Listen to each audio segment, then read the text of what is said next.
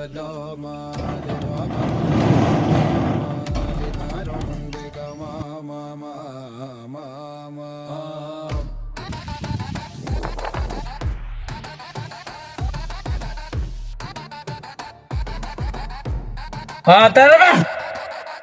මට යන්න දීපන්. කවුද බලා? බල මොකටද මම මෙතෙන්ට එකට ආවේ? උඹ මගේ තාත්තා මරෝ විදිය මතක් කරගනි. ඒක වෙලාව දැන් අවුරුදු ගාණක් කරනවා. යකෝ මම පුතා යාගේ.